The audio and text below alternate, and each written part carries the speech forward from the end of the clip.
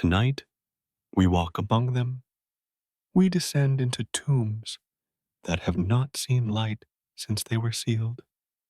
We trace roads that once carried treasure and now carry only wind. We stand before gates that opened to processions of kings and now open only to silence. There is a particular quality to desert silence, not the absence of sound, but the presence of something older than sound, a stillness that has accumulated over millennia, layer upon layer, like the sand itself. In that silence, empires wait, not the empires we learned about in school, not the names that ring through history books, Rome, Egypt, Persia, but the others, the forgotten ones, the kingdoms whose names we struggle to pronounce because no one has spoken them aloud for 2,000 years, the civilizations whose achievements we attribute to their conquerors because the conquerors wrote the histories and the conquered did not survive to correct them. Tonight, we journey to these hidden places. We walk softly, as one walks in sacred spaces, as one walks in the presence of the very old and the very patient. We are not here to excavate or to explain, not here to solve mysteries that have resisted solution for centuries.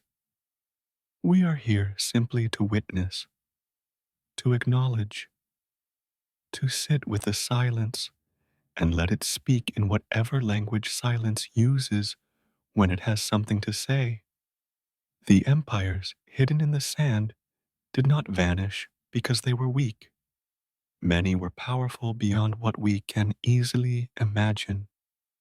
Controlled trade routes that spanned continents, built engineering works that we struggle to replicate, developed knowledge that was lost when they fell and had to be rediscovered centuries later. They vanished because vanishing is what empires do, because permanence is illusion, because the sand is patient and the wind is persistent, and time is longer than any wall, any dynasty, any language carved into stone. What remains when an empire falls? Ruins sometimes, columns that once supported roofs, foundations that once anchored palaces, fragments of pottery that once held wine or oil or the ashes of the dead, inscriptions sometimes, words carved into cliff faces or pressed into clay, waiting for readers who may never come, speaking in languages that may never again be understood, stories sometimes, myths that preserve distorted memories, legends that transform historical figures into gods or monsters, whispers passed from generation to generation until even the whispers fade. But mostly, what remains is questions. Who were these people? What did they believe? What made them laugh? What made them weep? What did they dream about in the hours before dawn? We can excavate their cities, but not their minds.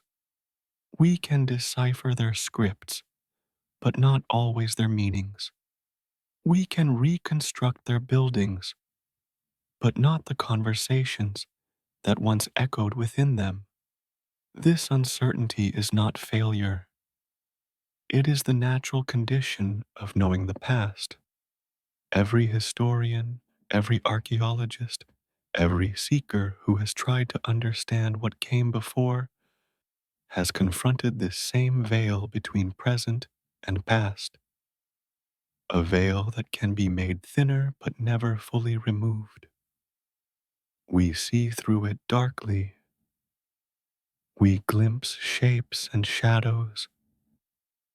We tell stories that are part evidence and part imagination, part discovery and part invention.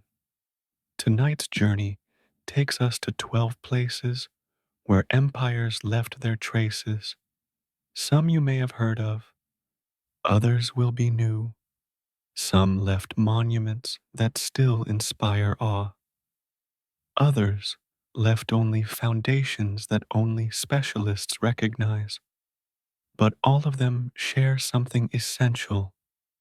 They were once the center of someone's world, the axis around which lives revolved, the answer to the question of who we are and why we matter. And then they were not. And now they wait, in sand, in silence, in the space between memory and forgetting, for someone to remember that they existed, that people lived and loved and died there, that the silence was once filled with voices. Let us listen for those voices now. Let us walk quietly among the ruins.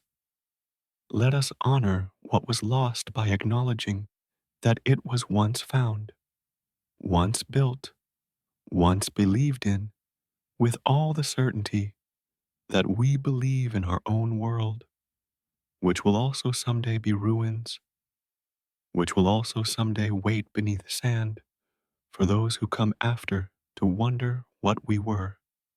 The night deepens. The stars emerge. The same stars that shone over these vanished empires. The same light that guided their astronomers. The same patterns they wove into myths we have forgotten. Somewhere beneath the desert, a city sleeps.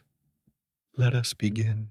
The canyon narrows until the sky is only a ribbon of blue between red cliffs.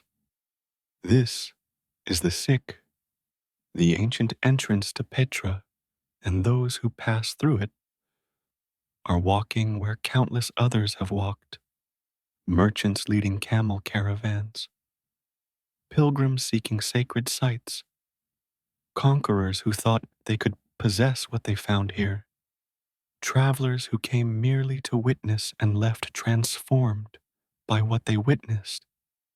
The walls rise 200 feet on either side, carved by water over millennia, by flash floods that still sometimes rage through this passage, reminding those who shelter here that human presence is recent and temporary, that the stone was here before us and will remain after. The Nabateans chose this place for reasons we can only partly understand. Security, certainly. The narrow entrance made the city defensible, allowed a small force to hold off armies. Water, improbably.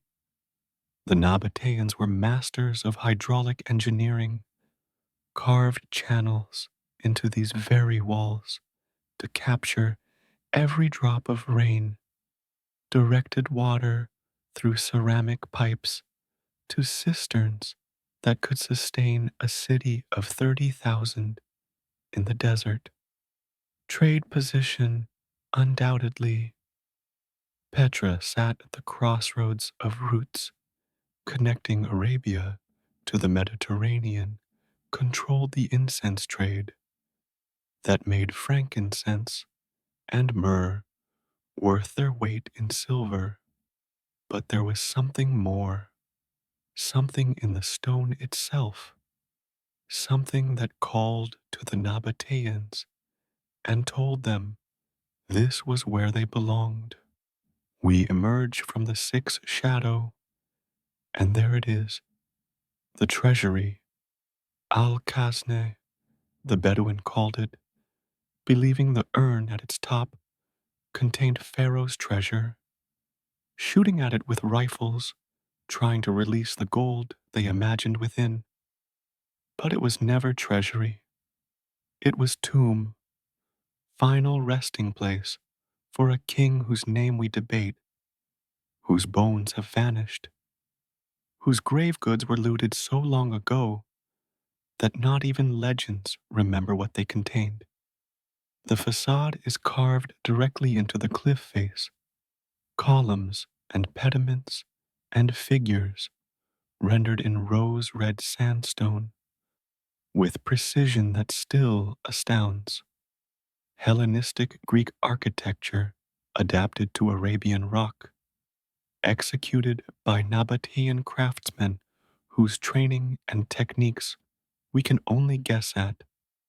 They worked from the top down, carving scaffolding holds into the stone as they descended, creating not a building but a sculpture, not a structure but an illusion of structure, walls that are solid stone, rooms that are merely carved out spaces in the mountain's body. The Nabateans left no literature, no chronicles, no poetry, no religious texts that have survived. We know them through archaeology, through inscriptions, through what their neighbors, Greeks, Romans, Jews, wrote about them. They spoke a dialect of Aramaic, wrote in a script that would evolve into Arabic, worshipped gods whose names we know but whose natures we do not fully understand. Dushara, the chief god whose name means he of the Shara, the mountain range surrounding Petra. Al-Uzza, the goddess, whose presence was felt in sacred stones and desert winds. The worship involved sacrifice, procession, pilgrimage to high places where the divine was thought to be near. The street of facades stretches beyond the treasury, lined with tomb entrances carved into the cliff, each doorway leading into darkness. The tombs were family vaults, housed generations of the dead, were visited on anniversaries when the living came to share meals with ancestors to maintain the bonds between this world and whatever world the dead inhabited.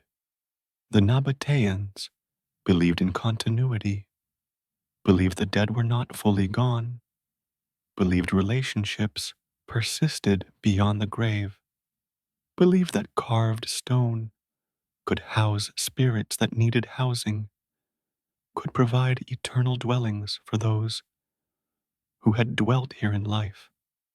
We climb toward the high place of sacrifice, ascending stairs carved into living rock, passing ritual installations whose purposes we recognize but whose specifics elude us. At the summit, the altar stones remain, channels carved to direct blood, basins carved to collect it, standing stones that represented divine presence.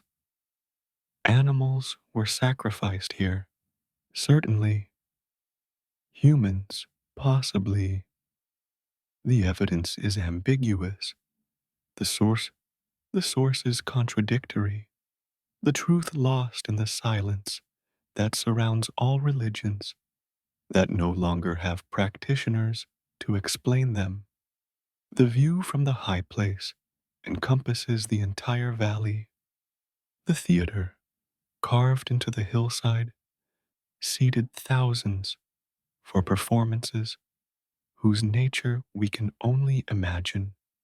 Religious rituals, civic ceremonies, perhaps entertainment in the Greek mode.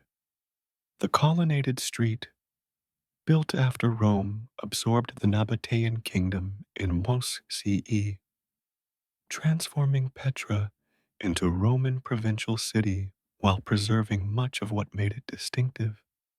The great temple, whose god is disputed, whose rituals are unknown, whose columns were toppled by earthquake and lie where they fell. waiting for archaeologists who may never fully excavate them. The Nabateans grew wealthy beyond measure. Their monopoly on incense trade made them indispensable to empires that needed frankincense for temples, myrrh for medicine, exotic goods that only passed through Nabatean hands.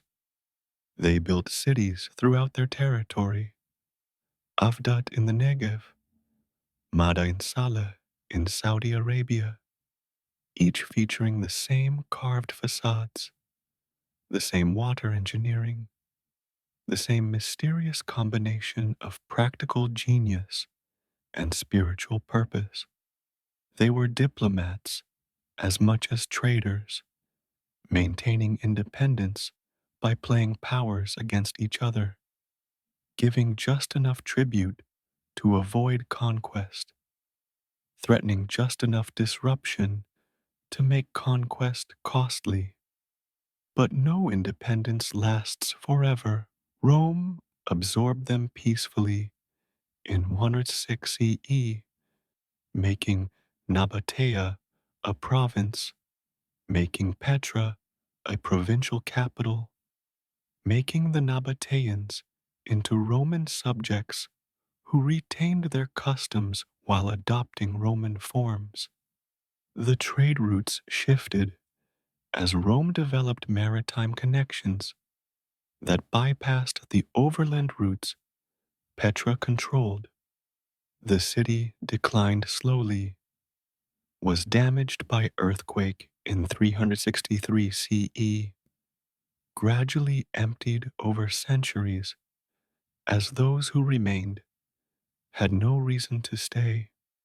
By the time the Crusaders passed through in the 12th century, Petra was already ruins. They built a small fort, noted the carved facades, moved on.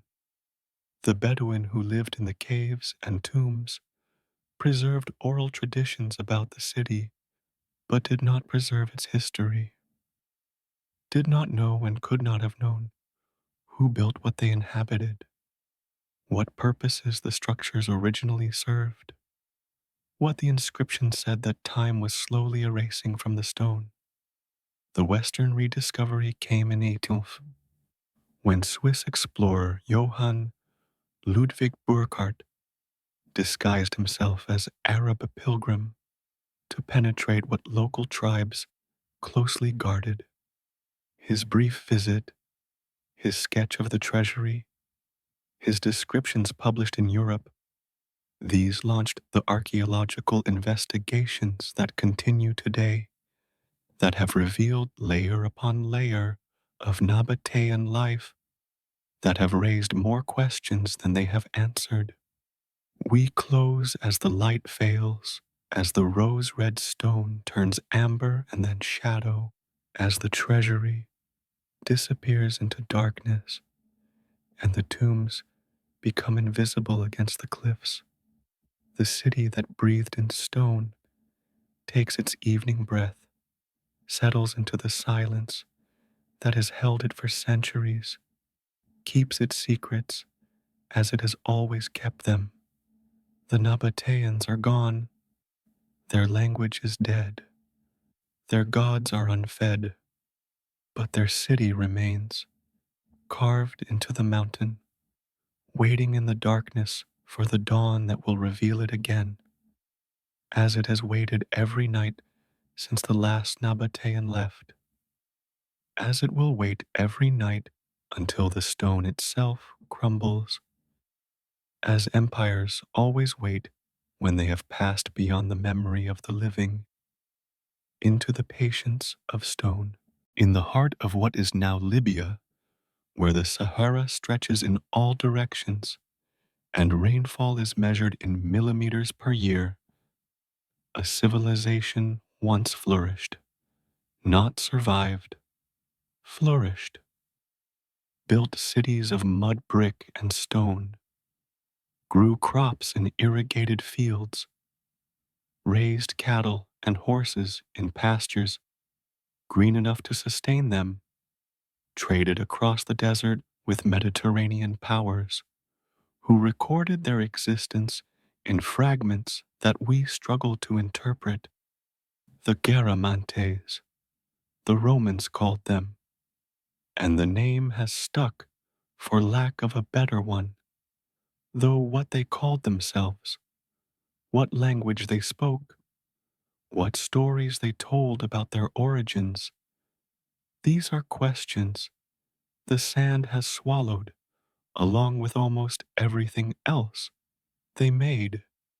The secret of the Garamantes was water, but not the water you might expect, not rivers, for there are none here, not lakes, for the lakes dried up thousands of years before the Garamantes emerged, not rainfall, which was as scarce then as now. The Garamantes tapped fossil water, ancient aquifers laid down during wet periods tens of thousands of years ago, buried deep beneath the desert surface, waiting in darkness for someone clever enough to reach them. The Folgora system was their solution. Underground tunnels, dug by hand, stretching for miles across the desert floor, sloping gently to bring water from aquifer level to surface level through gravity alone. The engineering required was immense, calculating gradients, reinforcing tunnels, maintaining channels that collapsed whenever the sand shifted. The labor required was equally immense, and we must pause here because the labor was almost certainly slave labor, captives taken in raids on sub-Saharan peoples, brought north to dig the tunnels that made Garamantian prosperity possible. The dark side of ancient achievement is often invisible in ruins, but it was present, was foundational, was the cost that made the glory possible. Garama, their capital, housed perhaps 10,000 people at its height.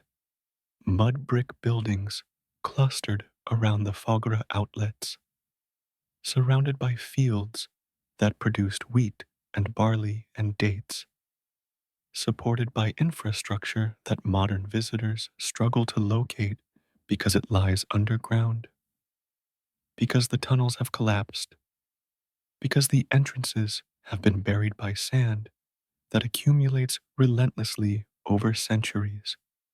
The Romans encountered the Garamantes as both enemies and trading partners.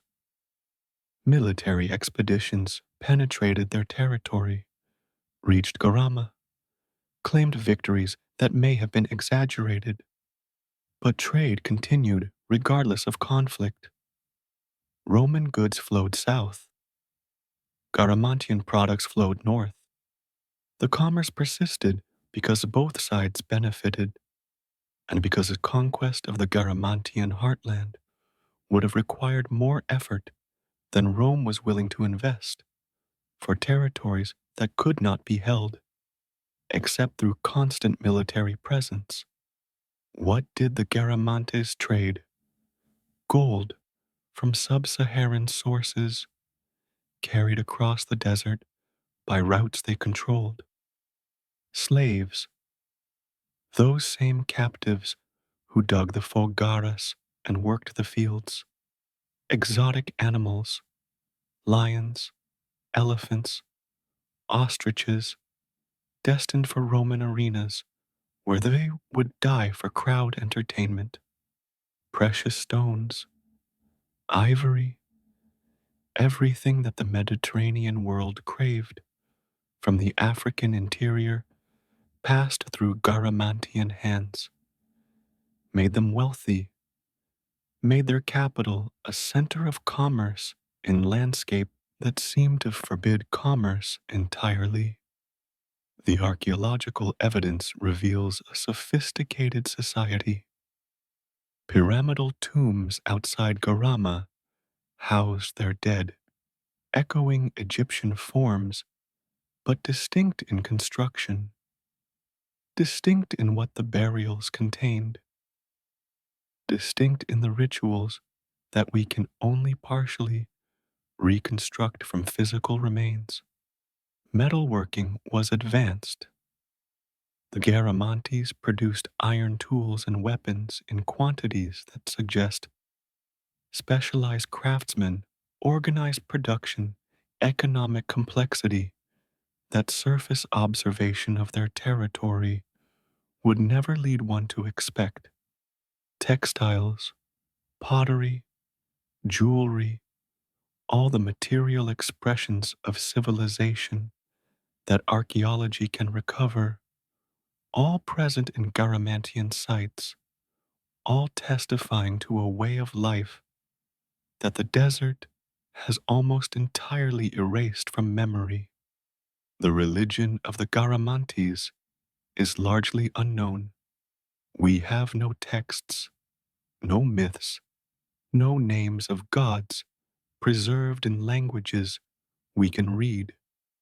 The tomb structures suggest belief in afterlife, suggest that the dead required provisions and protection, suggest continuity between this world and whatever world followed. But the specifics, what they believed about death, what rituals marked the transition, what obligations the living owed the dead, these are lost in the same silence that swallows most of what the Garamantes knew and believed and feared and hoped. The decline began when the water began to fail. Fossil aquifers do not replenish, not on human timescales.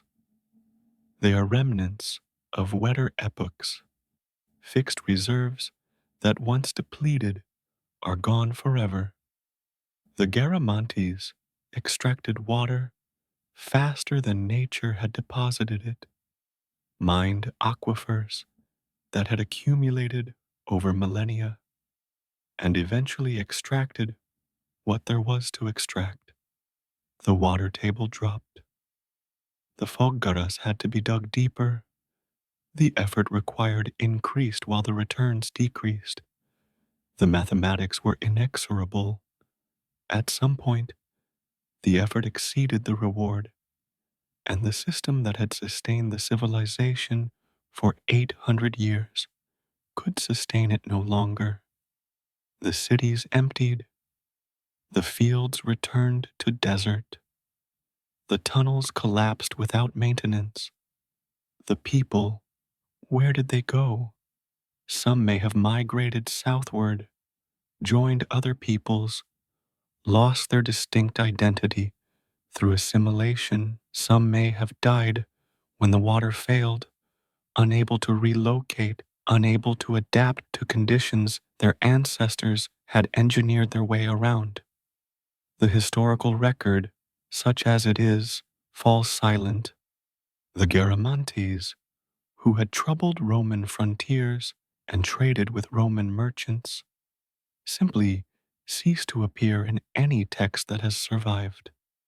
Modern Libya has tapped the same aquifers the Garamantes once tapped. The great man-made river project, begun in the 1980s, pumps fossil water from beneath the Sahara to coastal cities. The water is ancient, is irreplaceable, is being extracted at rates that will exhaust it within decades or centuries. The parallel with the Garamantes is uncomfortable. A civilization building prosperity on resources that cannot be renewed, flourishing for a time, facing eventual reckoning when the resource runs out. We close in the darkness of a collapsed foggara, imagining the water that once flowed here, the coolness that once made life possible, the hands that dug this tunnel without knowing that what they built would eventually fail, that the water they sought would eventually be gone. The Garamantes found what was hidden beneath the desert and used it to build something remarkable. Then the hidden thing was exhausted, and what they built could not survive its absence. The lesson is clear, is uncomfortable, is one we prefer not to apply to our own civilization with its own dependencies on resources that will not last forever. The desert is silent now. The water is gone. The fogaras are filled with sand. The Garamantes sleep beneath ruins that few will ever visit in a corner of the Sahara that holds no attraction for any but archaeologists and historians who know what once was here. But for 8 centuries, water flowed beneath the desert, and a civilization flourished where flourishing seemed impossible. The achievement was real, the cost was real, the ending was inevitable, and the silence that followed is the silence that follows all endings, patient, absolute, indifferent to what came before. The great staircase rises toward the platform where Persepolis stands, each step shallow enough for horses to ascend, wide enough for processions that impressed foreign dignitaries with the scale of Persian power. The gate of all nations waits at the top, winged bulls with human heads guarding the entrance, carved from stone that has weathered but not crumbled, watching with stone eyes all who approach, as they once watched ambassadors and tribute bearers from every corner of the largest empire the ancient world had known. The Achaemenid Empire stretched from Egypt to India, from the shores of the Mediterranean to the mountains of Central Asia. Cyrus the Great founded it, conquered Babylon, freed the Jews from exile, proclaimed religious tolerance in an age when tolerance was rare. Darius organized it, created the administrative system that made governing such vastness possible, built the roads that connected provinces to capital, established the postal system that allowed rapid communication across 3,000 miles of territory.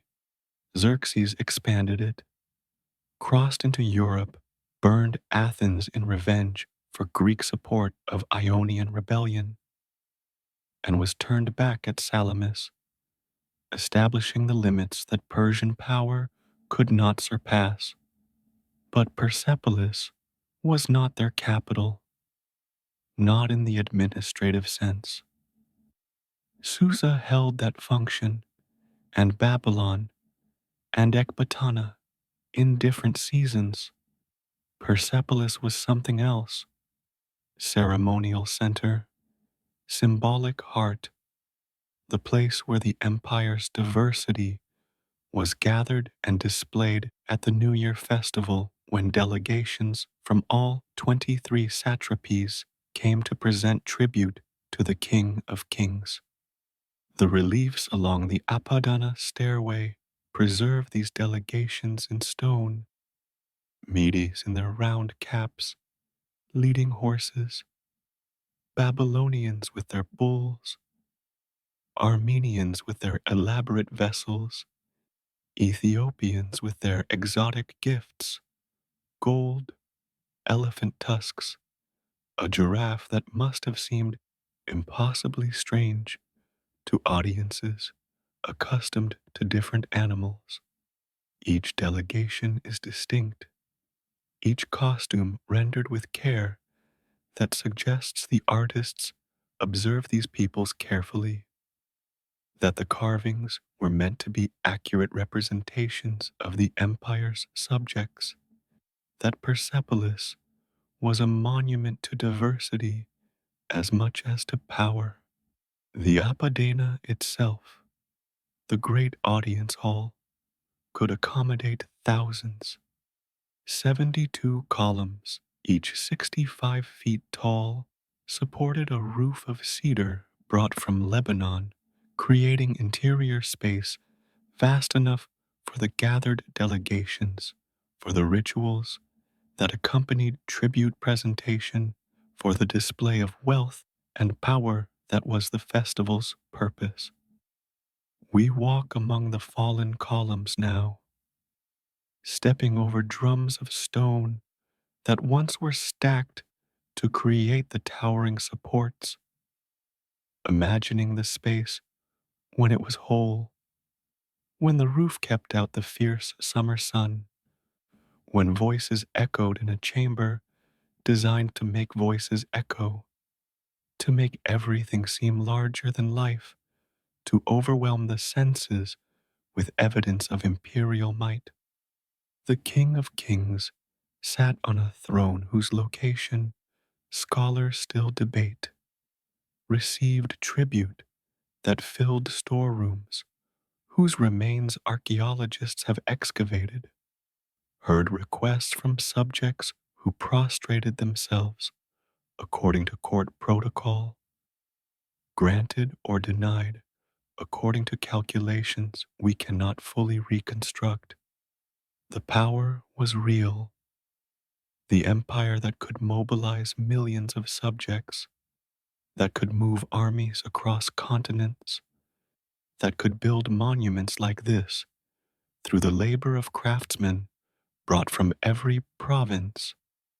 But the power was also performance, was display, was the deliberate creation of awe that would make rebellion seem futile, that would convince subjects that resistance was impossible, that the King of Kings was more than human, and his empire was eternal. It was not eternal.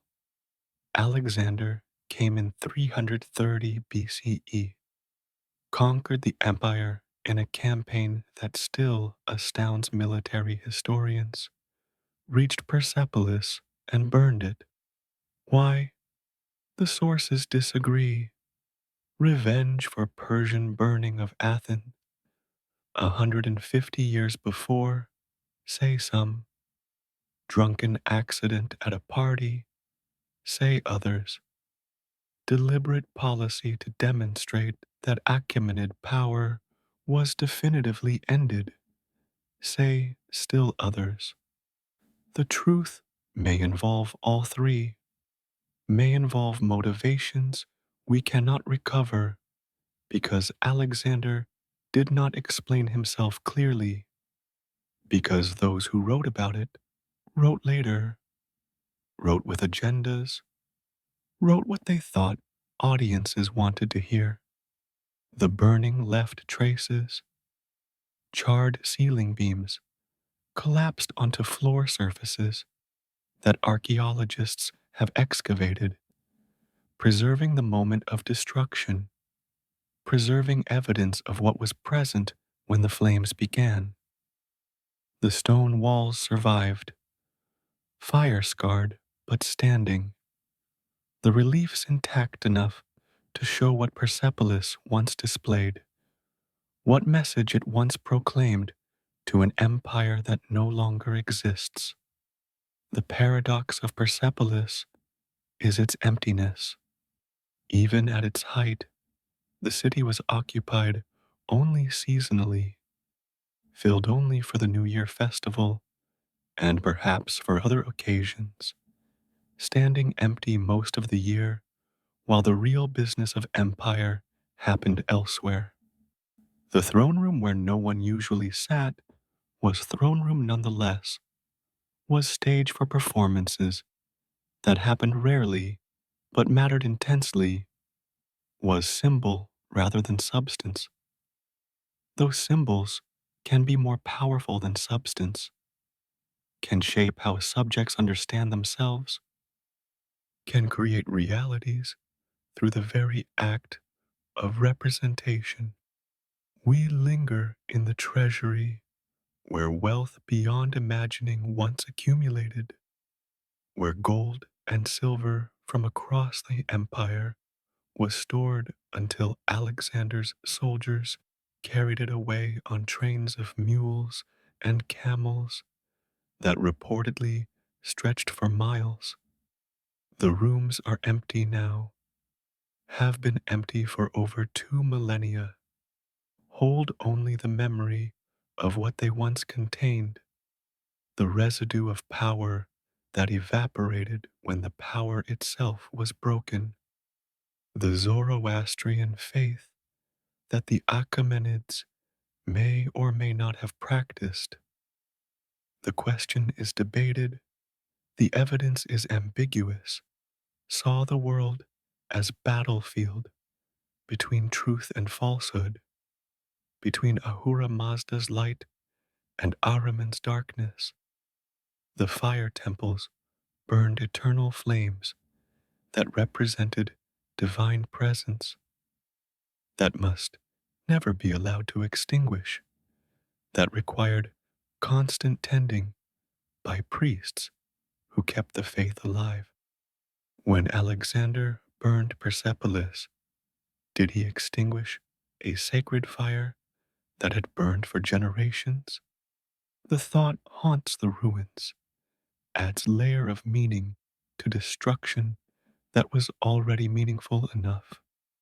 The Achaemenid Empire fell, but its influence persisted. The administrative systems Rome would later adopt in governing its own empire owed much to Persian precedent. The ideal of universal empire, of rule encompassing diverse peoples under single authority, would inspire successors from Alexander himself to the caliphs who would build Islamic empire across much of the same territory. The road system, the postal system, the standardization of weights and measures, all these practical achievements outlasted the dynasty that created them, shaped how later peoples organized their own societies. We close as evening comes to the platform, as shadows lengthen across the reliefs, as the tribute bearers freeze in their eternal procession toward a king who will never receive them because his throne is empty, his palace is burned, his empire is dust.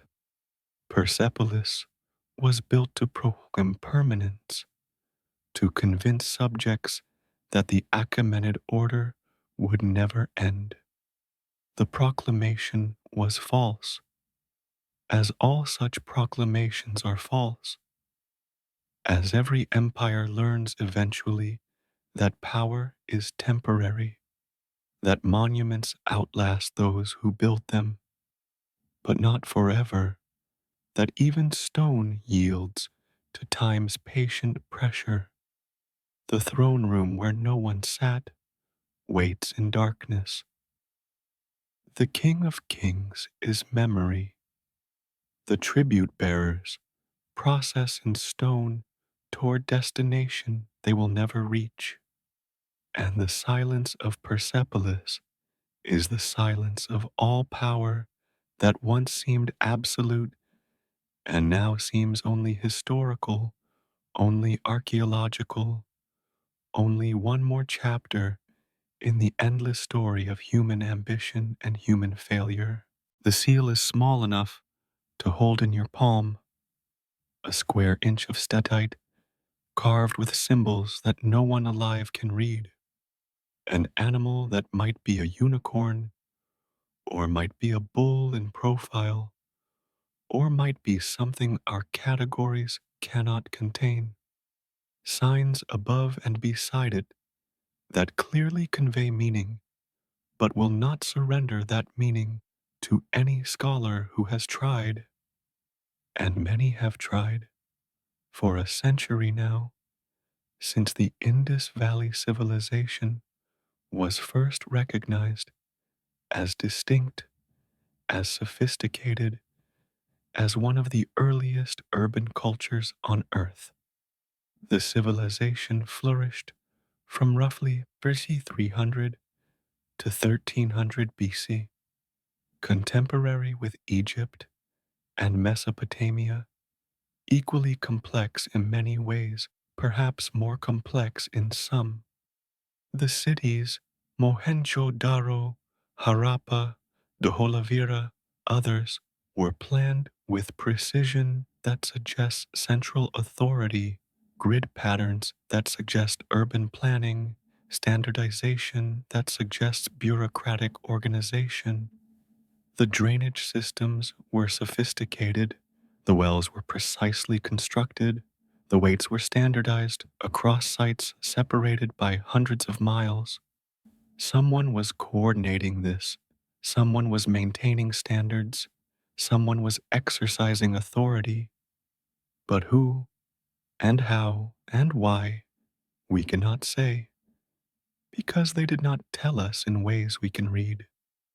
The script appears on seals, on pottery, on occasional other objects.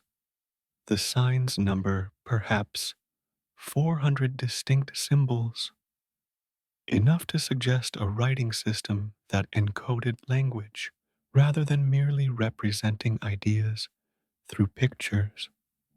The signs are consistent across the civilization's extent, suggesting that communication was possible, that the script was shared, that people from different cities could read what people from other cities wrote.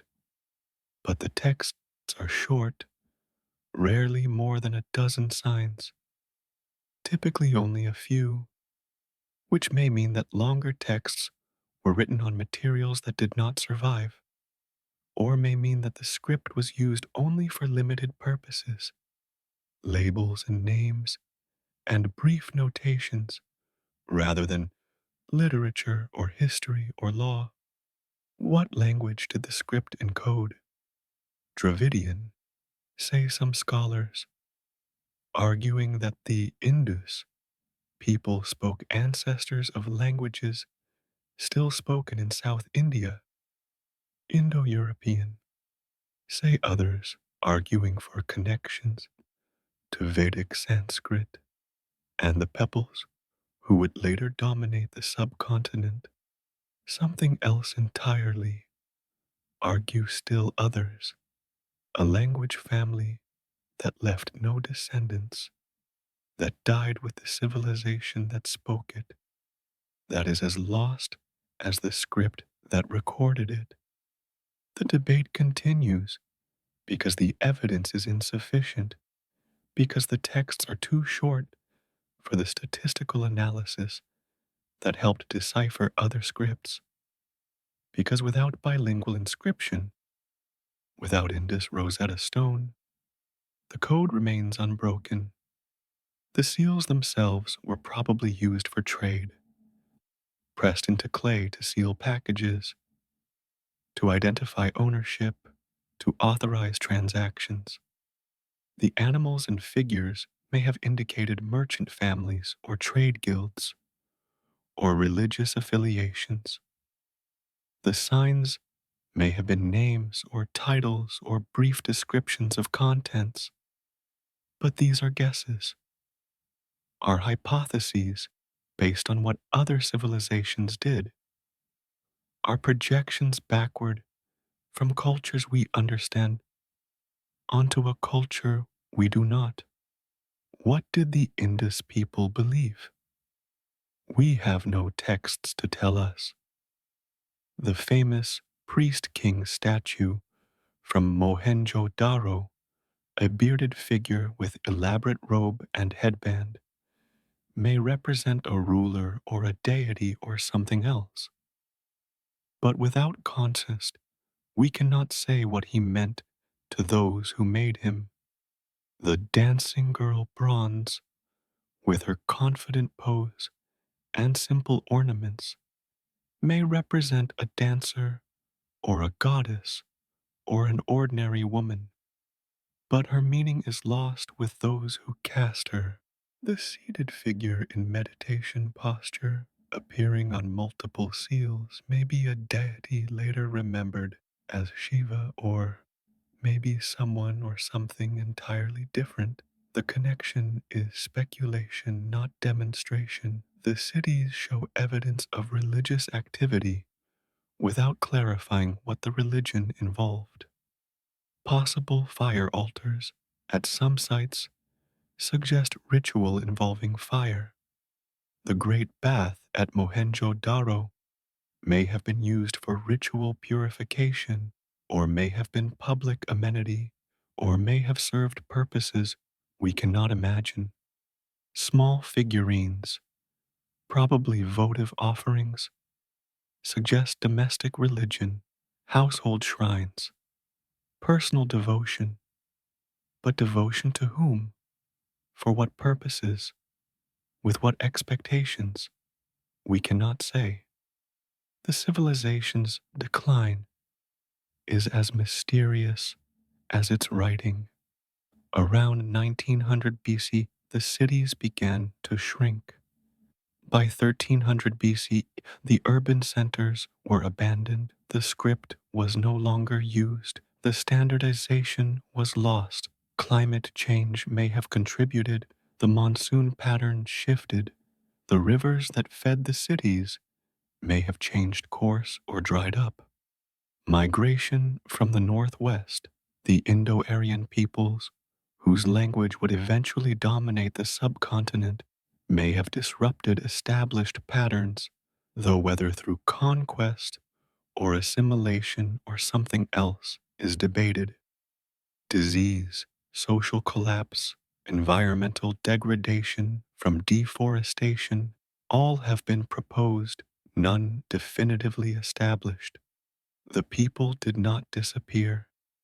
Genetic studies show continuity between Indus populations and modern South Asians. Culture continued in transformed forms. Pottery styles, burial practices, settlement patterns all show evolution rather than replacement. But the urban centers, the standardization, the writing, these were lost. The civilization that had maintained coherence across 2,000 miles for 2,000 years fragmented into local cultures that no longer wrote, that no longer built great cities, that preserved no memory of what their ancestors had achieved. We hold the seal again, feel its weight, trace the essayist symbols with a finger that cannot decode them. Behind these marks is a mind that thought things we cannot recover, a person who had beliefs, fears, hopes, knowledge that seemed important enough to carve into stone. The seal was important once, was valuable, was carefully made and carefully kept. Now it is artifact, is evidence, is silence in material form.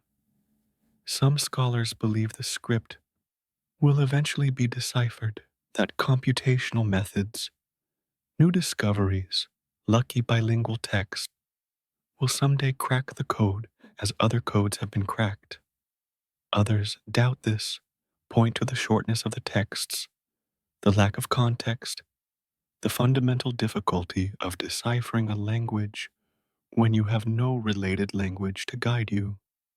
The script may keep its silence forever, may remain the permanent boundary between what we can know and what the Indus people knew, may ensure that their civilization remains visible but voiceless, present in archaeology but absent from history. We close contemplating what it means to be silenced by time. The Indus people lived full lives, loved and grieved, built and destroyed, believed and doubted. They were as real as we are. as complex, as mysterious to themselves as we are to ourselves. But we cannot hear them, cannot know what they thought about their own existence, cannot access the stories they told about where they came from and why they mattered. The seal lies in its museum case, its message waiting for readers who may never come, its silence a reminder that much of the human past is permanently lost, that not everything can be recovered, that some doors close and never reopen, no matter how hard we knock. South of Egypt, where the Nile flows through what is now Sudan, pyramids rise from the desert, steeper than their Egyptian counterparts, more numerous, less famous. Over 200 of them cluster near Meroe, the ancient capital of the kingdom of Kush, testimony to a civilization that most people have never heard of, that ruled Egypt for a dynasty, that persisted for 1,000 years after Egyptian civilization declined, that left monuments as impressive as Egypt's and far less celebrated. The Kushites were not Egyptians, though they adopted much from their northern neighbor. They spoke their own language, wrote it eventually in their own script, worshipped gods that blended Egyptian deities with indigenous African traditions.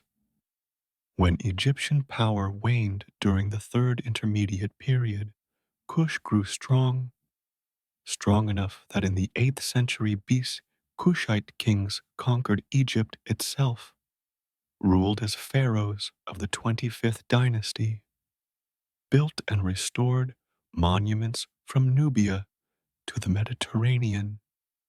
The Kushite pharaohs saw themselves as restorers of Egyptian tradition, as defenders of Egyptian gods who had been neglected during the chaos of the Third Intermediate Period. They built temples to Amun, the ram-headed god who was particularly important in Nubia, maintained Egyptian artistic styles and religious practices, presented themselves to Egyptian subjects as legitimate heirs of pharaonic tradition, but to the Assyrians who eventually pushed them back, who sacked Thebes in 663 BC and ended the 25th dynasty. They were foreigners, conquerors from the south, rulers to be displaced by rulers more amenable to Assyrian interests. After their expulsion from Egypt, the Kushites retreated southward but did not decline. They established new capital at Meroe, further from Egyptian influence. Further south along the Nile, better positioned to control trade routes connecting sub-Saharan Africa to Mediterranean world. The move may have been strategic, may have been forced by pressure from north, may have been natural evolution as Kushite identity increasingly distinguished itself from Egyptian precedent. The Meroitic script appears around the 2nd century BCE, replacing Egyptian hieroglyphics that Kushites had previously used. The script is alphabetic, can be pronounced, has been partially deciphered. We can read the words even if we cannot always understand them, can identify names and titles, even if the texts remain largely opaque. The language seems unrelated to any known language family, making full translation difficult, making Meroitic join the Indus script among writings we can see, but not fully comprehend. The queens of Kush, The conducts wielded power in ways that impressed even Romans. Augustus sent an expedition into Kush. The conduct Amanarinas fought back, reportedly captured Roman statues, and buried the head of Augustus beneath a temple threshold so that worshippers would walk over it. Insult to Roman power that archaeology has confirmed. Bronze head found exactly where the story said it would be. The peace treaty that followed acknowledged Kushite strength, established boundaries that both sides respected, demonstrated that Rome could not simply impose its will on everyone, that some powers resisted successfully. The iron furnaces of Meroe produced metal in quantities that built empires. The Kushites were master ironworkers, developed their own techniques, exported products across Africa. The slag heaps around Meroe are massive, evidence of industrial production on scale that challenges assumptions about what ancient African societies achieved. The iron was used locally for tools and weapons, was traded southward and westward, connected Kush to networks stretching across the continent. But the pyramids remain the most visible monuments, smaller than Egyptian pyramids, steeper in angle, capped with chapels where funerary rituals were performed. The dead were buried in chambers beneath the pyramids, surrounded by grave goods that included pottery, jewelry, furniture, evidence of belief in afterlife that required provision, that imagined the dead continuing to need what they had needed in life. The pyramids were robbed in antiquity and again in the 19th century by Italian treasure hunter Giuseppe Ferlini, who dynamited the tops seeking burial chambers, found gold in at least one, destroyed many others in his search for more. The decapitated pyramids, visible today, bear witness to this destruction, show what was lost through greed, remind us that archaeology is often about recovering what looters did not take. The Kushite gods were a blend. Egyptian deities, like Amun and Isis, alongside indigenous gods, like Apedemak, the lion-headed warrior god whose temples are found throughout Meroitic territory. The blending suggests a civilization comfortable with multiple traditions, willing to adopt and adapt, syncretistic in ways that European observers of the 19th century often misunderstood, interpreting synthesis as confusion rather than as sophisticated cultural negotiation. The decline came gradually. Trade routes shifted. Internal conflicts may have weakened central authority. Climate change may have affected agriculture. The kingdom of Aksum, rising in what is now Ethiopia, may have competed for trade routes and eventually conquered. By the 4th century CE, Meroe was abandoned. The pyramids were monuments to a kingdom that no longer existed.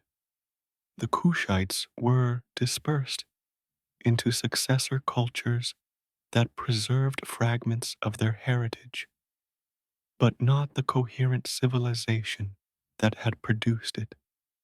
We walk among the Meroe pyramids as evening comes, counting structures that few tourists ever see, noting the damage from centuries of neglect and decades of looting, imagining the ceremonies that once occurred here, the bodies that were buried here, the beliefs that made all this effort meaningful. The pyramids that history forgot were not forgotten by those who built them, were centers of religious and political significance, were monuments to kings and queens who ruled for centuries, were testimony to African civilization that challenged Mediterranean powers and sometimes won. The kingdom the pyramids forgot was never forgotten by itself, only by those who wrote the histories that survived, only by civilizations that counted themselves as center and counted Kush as periphery. The pyramids stand in quiet correction, reminding any who will look that the ancient world was larger than Egypt and Greece and Rome, that civilizations flourished in places the canonical histories ignored, that the Nile's upper reaches cradled power and achievement that deserve recognition alongside the power and achievement celebrated downstream.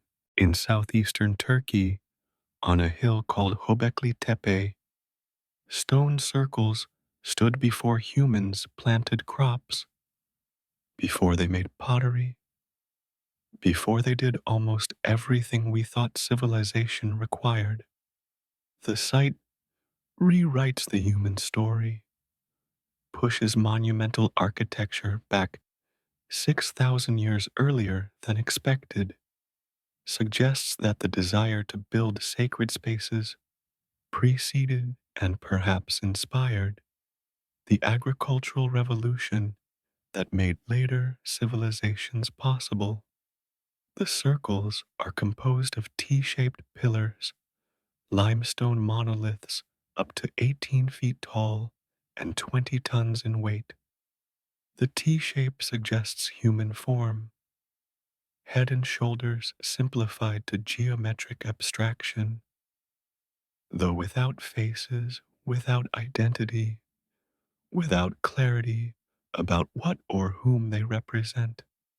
Animals are carved into the pillar surfaces: lions, snakes, foxes, vultures, scorpions, spiders, boars.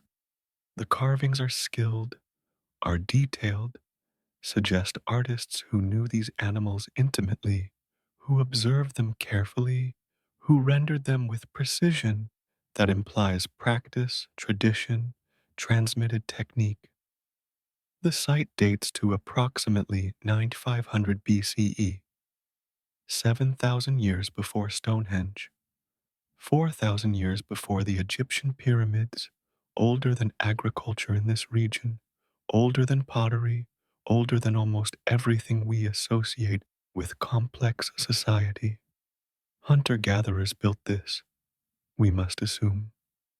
People who had not settled into villages, who had not domesticated crops, who moved with the seasons as their ancestors had moved for 100,000 years. Yet they built monuments that required organization, required planning, required labor coordinated over extended periods.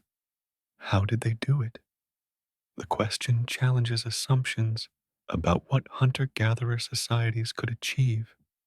The quarrying alone required effort, cutting limestone with stone tools, shaping pillars, somehow transporting them to the hilltop, and erecting them in circles whose layout suggests astronomical alignment, ritual purpose, deliberate design. The worksite must have gathered people from wide areas, must have required feeding workers who were not simultaneously hunting or gathering, must have created, at least temporarily, the kind of surplus economy we thought only agriculture could produce. Perhaps the relationship is reversed. Perhaps the desire to build sacred sites, to gather for rituals, to create permanent monuments to shared beliefs.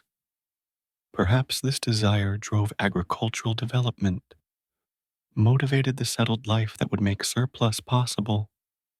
inspired the domestication of plants and animals that would feed workers while they built. The sequence we assumed, agriculture first, then complex society, then monuments, may have been wrong. The sacred may have preceded the practical. The spiritual impulse may have been the engine that drove material change. The site was deliberately buried around 8000 BCE, not abandoned, buried. The circles were filled with rubble, covered with earth, concealed intentionally by people who, for reasons we cannot know, chose to hide what their ancestors had built. Protection? Perhaps, though protection from what is unclear. Ritual ending? Perhaps, marking the conclusion of something that had begun long before. Change in beliefs? Perhaps, as new religious practices replaced old ones, and the old sacred sites were put to rest rather than maintained. The burial preserved the site. The fill protected the pillars from weather, from erosion, from the vandalism and stone robbing that destroyed so many ancient sites. When German archaeologist Klaus Schmidt began excavating in 1995, the pillars emerged nearly intact, the carvings legible, the circles recoverable. The burial that seemed like ending became preservation. The concealment became protection. The silencing became saving for future audiences who could not have been imagined by those who did the covering. Schmidt believed Göbekli Tepe was temple, was purely religious site, was not inhabited, but visited for rituals, and then left empty until the next gathering. Recent research complicates this picture, suggests some habitation nearby, suggests the site may have been more complex than temple alone, but the religious function seems undeniable. The effort expended makes no sense as practical investment. The site produced nothing material, served no economic purpose, existed because people believed it should exist, maintained because beliefs made maintenance meaningful. The animals carved on the pillars are mostly dangerous, predators, poisonous creatures, things that threatened human life. Were they objects of worship? Were they guardians against spiritual dangers? Were they representations of clans or tribes that gathered at the site? Were they astronomical symbols marking constellations we no longer recognize? The questions multiply as excavation continues, as more pillars emerge, as more carvings are recorded, and answers remain elusive, because those who carved the stone left no texts, no oral tradition has survived. No cultural descendant exists who can explain what the ancestors meant. The mystery of Göbekli Tepe is not just what it was, but what it implies about human history, about the religious impulse, about the relationship between the sacred and the practical. If hunter gatherers could build this, what else did they build that has not survived? How many Göbekli Tepes lie undiscovered beneath other hills, their existence unsuspected because we did not think to look, because we assumed pre agricultural peoples could not build monumentally? The site opens a window onto a world we thought we knew. shows us that we knew less than we imagined, suggests that the human past is deeper and stranger than our categories can easily contain. We close standing among the T-pillars in evening light, imagining the rituals that occurred here, the people who gathered from across the region, the beliefs that made this place sacred, the decision to bury it that preserved it for us, the temple that was buried to be saved, speaks across 12,000 years, tells us that our ancestors were more than we assumed, that the sacred impulse is older than civilization, that humans have always built places where the divine felt near, even when building such places required effort we would consider heroic. The pillars stand exposed again after 8,000 years of sleep. What they witnessed in their centuries of use, what ceremonies they hosted, what prayers these were offered in their presence, these are lost. But the pillars themselves remain, the carvings remain, the mystery remains. The temple that was buried to be saved has been saved, has risen again into light, stands as testimony to depths of human past we are only beginning to explore.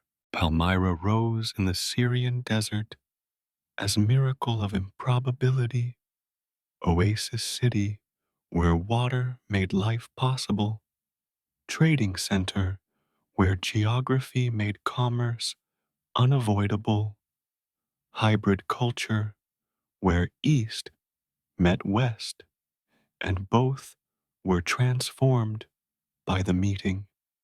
For centuries, Palmyra prospered by mediating between Rome and Parthia, between Mediterranean and Persian Gulf, between civilizations that needed what the other had but could not trade directly because of political hostility.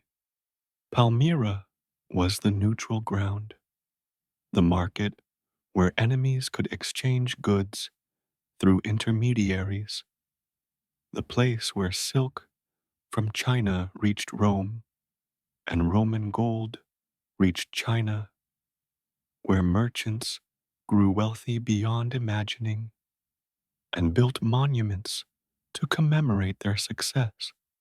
The colonnade stretched for over a kilometer, column after column, lining the main street, creating processional way that impressed visitors with Palmyra's ambition, that announced to all who entered that this was no ordinary desert settlement, but metropolis worthy of the traffic that flowed through it. The Temple of Bel, dedicated to the chief god of the Palmyrene pantheon, combined Mesopotamian and Greco-Roman architectural traditions in ways unique to this place, created sacred space that synthesized rather than chose between the traditions that met here. The Palmyrenes were pragmatic about religion as about commerce. They worshipped Bel and Yarhibol and Uglibol, deities with Semitic names in temples with Roman columns, and they worshipped Jupiter and Sol Invictus when dealing with Romans, and they adjusted their religious language to their audience without apparent anxiety about contradiction. The flexibility was commercial, good traders adapt to customers, but it was also cultural, reflecting genuine synthesis, genuine ability to inhabit multiple identities simultaneously, genuine creation of something new from elements drawn from different sources. The inscriptions at Palmyra are bilingual and sometimes trilingual, Palmyrene Aramaic alongside Greek, sometimes Latin as well. The mixture reflects the city's position and the city's self-understanding, neither purely Eastern nor purely Western, but bridge between both, speaking all languages because all customers had to be served, creating written record of commercial transactions, religious dedications, political arrangements that reveal complex society navigating between powerful neighbors. Queen Zenobia ruled Palmyra in the 3rd century CE, expanded its territory dramatically, challenged Rome itself by conquering Egypt and much of the eastern Roman provinces. She proclaimed her son emperor, claimed authority that Rome could not tolerate, provocation that demanded response. Emperor Aurelian came east with legions, defeated Zenobia's armies, captured the queen herself. Her fate is disputed, possibly paraded in golden chains through Rome, possibly given comfortable exile, possibly something else the sources do not preserve. Palmyra was punished, but not destroyed, remained a city of diminished importance until later history reduced it further. The Valley of Tombs surrounds the city, tower tombs and underground burial chambers where the dead were housed in family vaults, their images carved on the walls, their names inscribed in stone. The burial portraits are striking, frontal figures staring at the viewer, jewelry and clothing depicted in detail, names recorded in Palmyrean script. These were merchant families, people who had grown wealthy on trade, who commemorated themselves with monuments appropriate to their status, who believed the dead required proper housing and proper remembrance. The modern history of Palmyra is tragedy. The ancient site survived largely intact until 2015, when ISIS took control and began systematic destruction. The Temple of Bel was demolished. The Tower of Elabel was demolished. The Lion of Al-Lat, ancient statue that had survived intact for 2,000 years, was demolished. The chief archaeologist of Palmyra, Khalid al-Assad, who had devoted his life to studying and protecting the site, was murdered and his body displayed on an ancient column. The destruction was deliberate, was ideological, was attack on heritage as much as on stone, on memory as much as on monuments. Some of what was destroyed can never be recovered. The explosions that demolished the Temple of Bel reduced architecture to rubble that cannot be reassembled. The carvings that documented centuries of Palmyrene culture are fragments, some preserved by archaeologists who made records, most lost forever. The site remains diminished. Some columns still stand, some tombs survived. Enough remains to show what Palmyra was, but what was destroyed is gone beyond recovery. The city that vanished between empires vanished again in our time, caught once more in conflict between powers that did not value what Palmyra represented.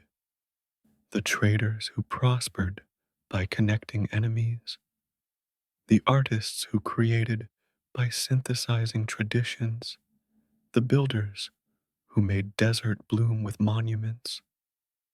They would not have understood the ideological hatred that sought to erase their work, would not have comprehended why destroying old stones served any purpose. They built to last. They built to commemorate. They built thinking their monuments would stand as testimony forever. We close contemplating what remains and what was lost. The colonnade still stretches, gaps where columns were shattered. The temple of Bel is rubble. The tower tombs are scarred but standing.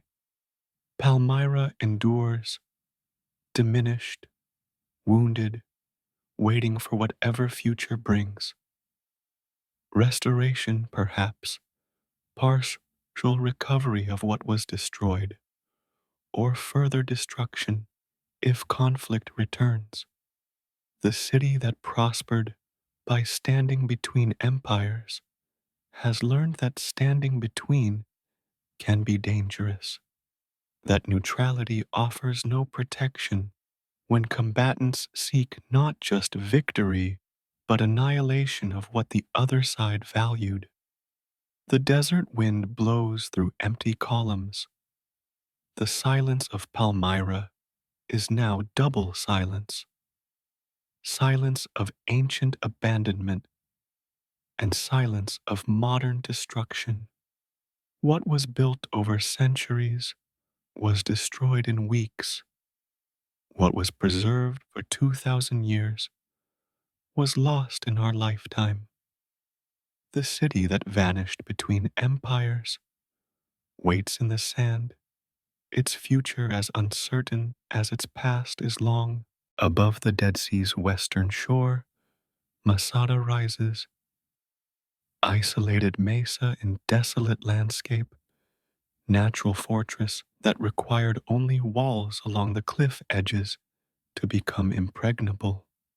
Herod the Great chose this place for reasons rooted in paranoia, built here refuge against enemies he imagined everywhere, created palace complex that combined luxury with security in proportions that revealed his mind's contours. The terraces with their frescoed walls, the baths with their sophisticated heating systems, the storerooms holding provisions for years, all perched on mountain top where only determined siege could reach. Herod feared everything, feared his own family, many of whom he killed, feared his subjects, who resented his collaboration with Rome, feared Cleopatra, who wanted his territory added to her own, feared Rome itself, which had made him king, but could unmake him equally easily. The fears were not entirely irrational. Assassination was constant threat for ancient rulers, and Herod outlived numerous plots, but they consumed him, shaped his architecture as surely as his politics, produced fortresses throughout his kingdom where he might shelter when enemies finally came for him. The enemies never reached Masada in Herod's lifetime. He died in his bed in 4 BCE, probably of chronic kidney disease complicated by gangrene.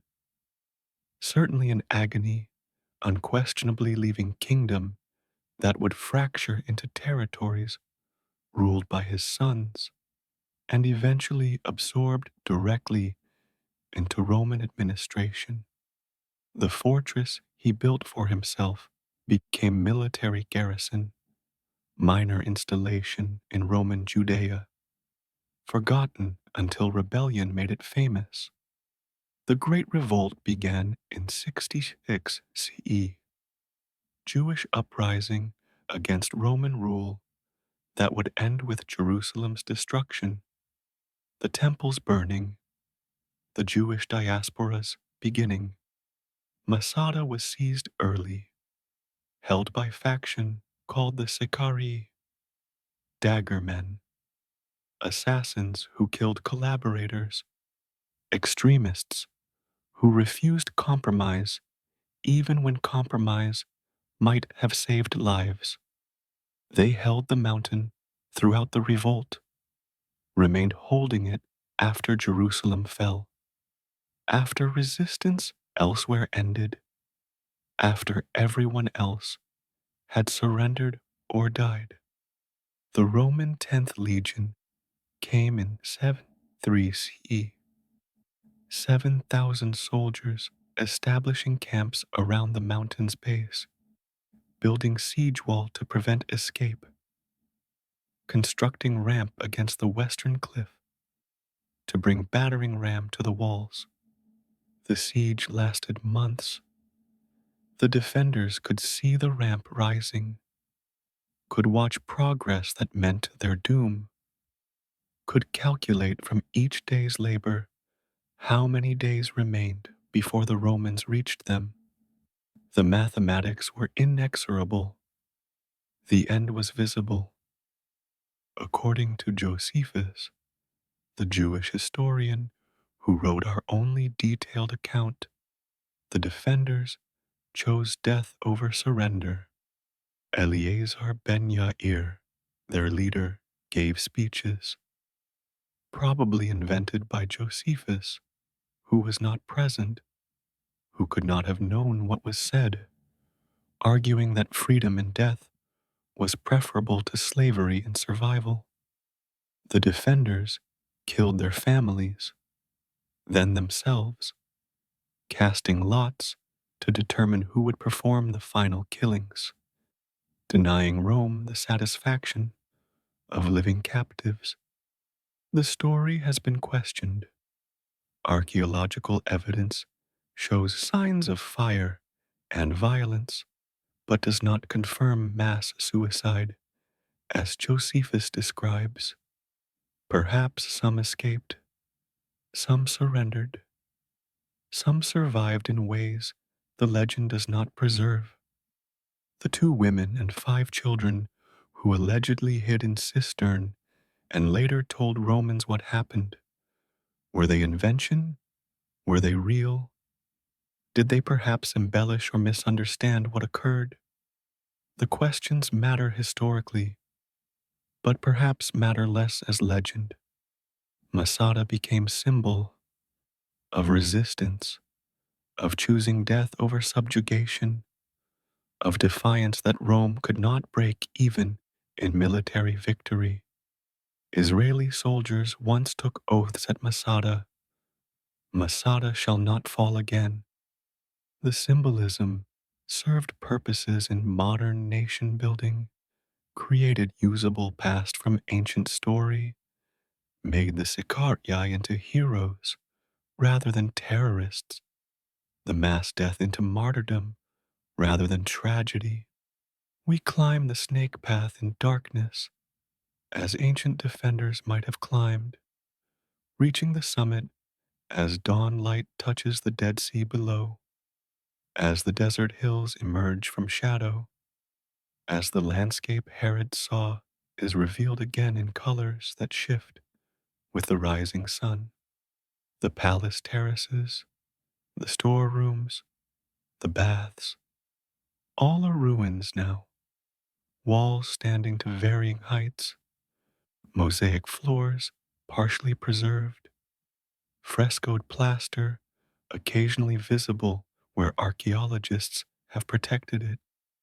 The Roman camps are visible below, outlines still clear after 2,000 years, testimony to siege methodology and to labor that the legion invested in subduing 900 defenders who could have been contained simply by maintaining perimeter, who posed no threat to any Roman interest except Roman pride, which could not permit resistance to go unpunished, which required victory absolute and visible to deter future rebellion.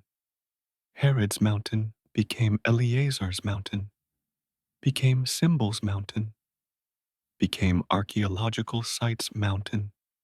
Layers of meaning accumulate, each generation finding what it seeks, each interpreter discovering what they already believed. The fortress that fear built became the fortress that defiance held, became the monument that ideology claimed, became the ruins that tourism visits. We close as morning heat begins building, as visitors begin arriving, as the silence of dawn gives way to voices explaining what happened here, interpreting what the stones mean, telling stories about stories about stories. The mountain that held a king holds now only questions about what really happened, about what the story means, about why we need such stories and what they reveal about our needs, rather than about ancient events. Masada rises above the Dead Sea, isolated, imposing, layered with meaning. The king who built here is dust. The defenders who died here are dust. The soldiers who besieged here are dust. But the mountain remains, and the stories remain, and the need for stories remains. The human need to find significance in the past, to shape ancient events into lessons for the present, to believe that what happened matters, that death can have meaning, that some things are worth dying for, even if we disagree about which things qualify. The incense road crossed the Arabian Peninsula, carried frankincense and myrrh from the southern highlands where the trees grew to the Mediterranean markets, where the resins were burned in temples, valued in medicine, treasured as luxury goods that symbolized wealth and piety simultaneously. For centuries, this trade made fortunes, sustained kingdoms, created caravan routes across desert landscape where water was scarce and danger was constant, where bandits preyed on travelers and toll collectors demanded passage fees, where the journey from source to market took months and profits justified the effort. The frankincense tree grows only in specific regions: southern Arabia, Oman, the Horn of Africa, producing resin that has been prized since antiquity for its fragrance when burned, its properties when used medicinally, its value that made it worth carrying thousands of miles through difficult terrain. The myrrh tree has similar requirements, similar limited distribution, similar value that made it object of long-distance trade. Together, they were the incense that gave the road its name, though the road carried other goods as well. Spices from India that reached Arabia by sea, textiles, gems, whatever was valuable enough to justify the transportation costs. The kingdoms of South Arabia, Saba, Qataban, Hadramaut, Ma'in, later Himyar, controlled the sources and the southern portions of the route. They built cities in the highlands where water was available, created sophisticated irrigation systems, including the famous Marib Dam that turned desert valley into agricultural land, prospered on the dual income of producing incense and taxing those who transported it.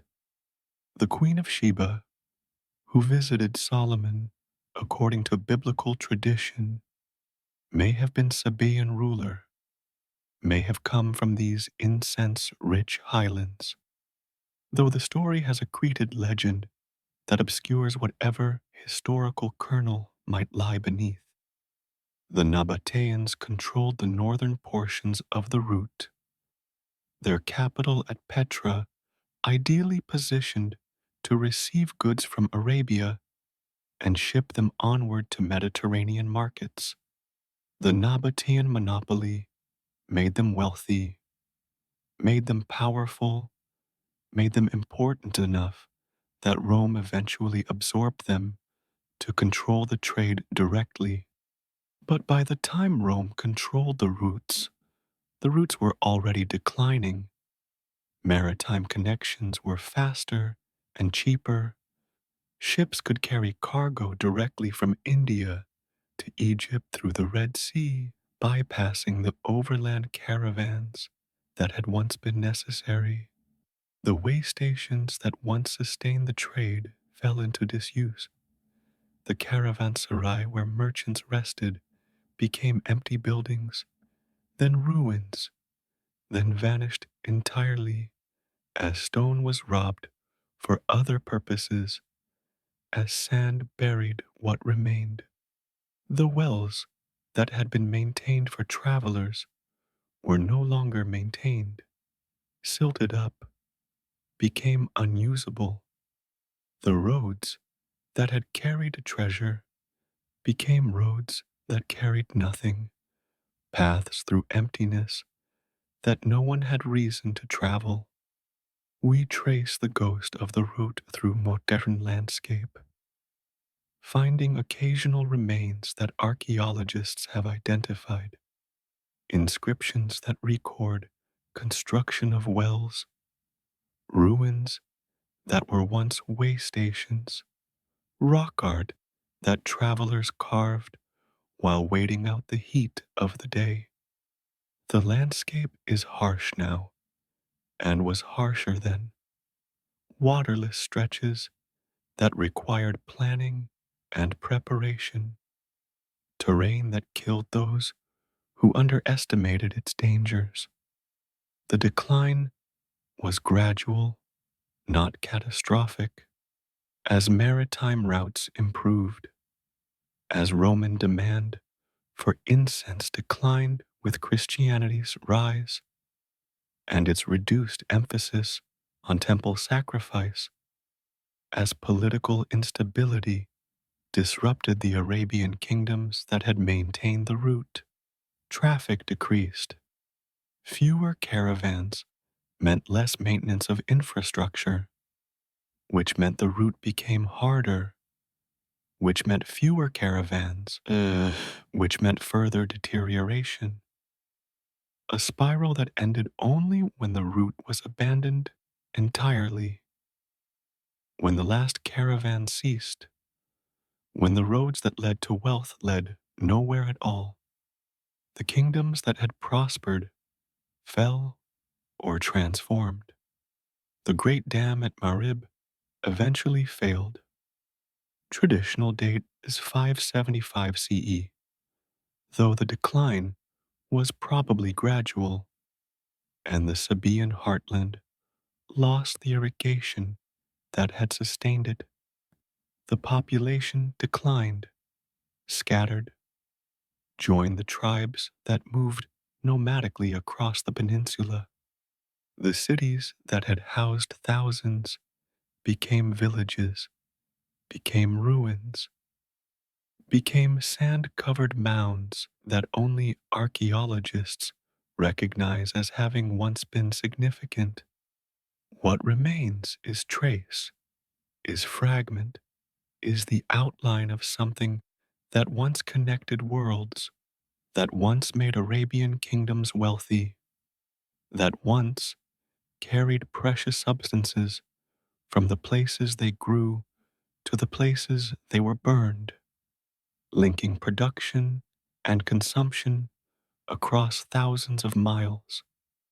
The roads that led to wealth led to nothing when the trade that made them valuable no longer flowed.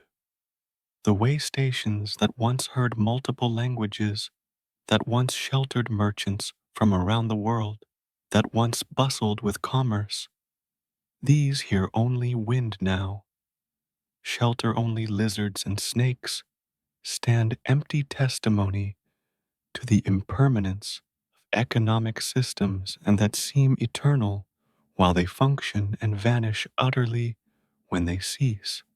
We close at a ruined caravanserai, stone walls barely visible above the sand, courtyard where camels once rested, rooms where merchants once slept. Well, that once held water and now holds only dried earth. The incense that traveled this route perfumed temples in Jerusalem and Rome, burned in ceremonies that connected worshippers to their gods, scented the air of civilizations that have themselves become history. The roads that carried incense carried also prayers, in a sense, the material that would become prayer when it was burned, the substance that would transform into fragrant smoke that rose toward heaven, the physical commodity that served spiritual purposes for those who bought and burned it, the roads that led to nowhere led once to everywhere that mattered. The trade that made them is over. The kingdoms that maintain them are forgotten. The merchants who traveled them are dust. But the roots remain, traces in the landscape, foundations beneath the sand, roads that memory can still travel even when feet cannot. The Hittites ruled an empire that rivaled Egypt, that conquered Babylon, that fought the Battle of Kadesh, that resulted in history's first recorded peace treaty, and then vanished so completely that even their name was forgotten until archaeologists recovered it. For centuries, the Hittites existed only in confused biblical references, a mysterious people mentioned in passing, their importance unguessed, their achievements uncredited, their empire erased from memory as if it had never been. Hattusa was their capital in central Anatolia, in what is now Turkey. The city covered 400 acres, was protected by walls with towers and gates, guarded by stone lions and sphinxes, contained temples and palaces, and archives of clay tablets that recorded diplomatic correspondence, religious texts, legal codes, administrative records, everything a sophisticated empire requires to function, preserved because clay endures when other materials decay. The tablets reveal an empire as complex as any contemporary civilization. Treaties with Egypt, with Babylon, with states across the ancient Near East, legal codes that addressed property rights, family law, criminal justice, religious texts that catalog gods and goddesses, prescribe rituals, record myths, administrative records that track taxes, supplies, military deployments. The Hittites were bureaucrats as well as warriors, maintained records with precision that suggests central authority, organized their empire with methods we recognize as governmental. The Battle of Kadesh in 1274 BC was fought between Hittites and Egyptians for control of Syria, for trade routes, for regional dominance. Both sides claimed victory. Both recorded the battle in self-congratulatory terms. Both eventually recognized that neither had won decisively. The resulting peace treaty, one copy in Egyptian hieroglyphics, one in Hittite cuneiform, both saying the same thing in different scripts, established boundaries, created mutual defense agreements, ended hostilities that had consumed resources on both sides. Ramesses II married a Hittite princess, sealed the peace with dynastic connection, maintained friendly relations with an enemy who had proved too strong to conquer. The Hittites were Indo-European speakers, related linguistically to Greeks and Romans and speakers of Sanskrit, part of the great dispersal from the Eurasian steppes that brought related languages to Europe and India and Persia and Anatolia. Their arrival in Anatolia, their establishment of power over the indigenous Hatti people whose name they adopted, their creation of the empire that would last for centuries. All this can be traced through texts, and archaeology can be reconstructed with reasonable confidence despite the gaps that always attend ancient history. They developed iron technology before their neighbors, had access to iron ore deposits in Anatolia, learned to smelt the ore and forge the metal in ways that gave them technological advantage. Though how much advantage, and whether iron was really decisive in Hittite military success, is debated among scholars. The iron trade was royal monopoly. The Hittite kings controlled production and distribution, used access to iron as diplomatic tool, granted or denied requests from other rulers based on political calculation. The collapse came around 1200 BCE, part of the wider catastrophe that ended Bronze Age civilizations across the eastern Mediterranean. Sea peoples, whoever they were, wherever they came from, ravaged coastal cities. Trade networks collapsed. Climate change may have contributed. Famines appear in the record. Political instability compounded other stresses. The Hittite Empire disintegrated. Hattusa was abandoned. Successor states preserved fragments of Hittite culture in southeastern Anatolia, but did not restore the empire's unity or power. The forgetting was complete. Later, peoples who occupied the same territory did not remember what had been there, did not preserve traditions about the Hittites, did not maintain the language or the writing or the knowledge of who these people had been. The tablets lay buried in the ruins of Hattusa, waiting for archaeologists who would not arrive until the 19th century, who would take decades more to learn to read the script, who would slowly reveal an empire that had been invisible to history for 3,000 years.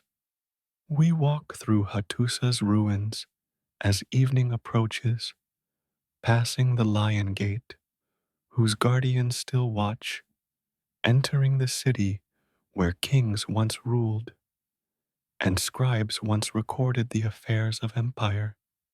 The temples, the palaces, the archives, all are foundations now, walls standing to varying heights, plans recoverable, but not the buildings themselves, not the roofs that sheltered, not the ceremonies that occurred, not the voices that echoed.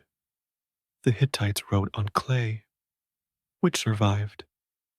They also wrote on wood and leather and papyrus, which did not, which has been lost utterly, taking whatever they recorded on perishable materials, whatever texts they created that clay was not suitable for.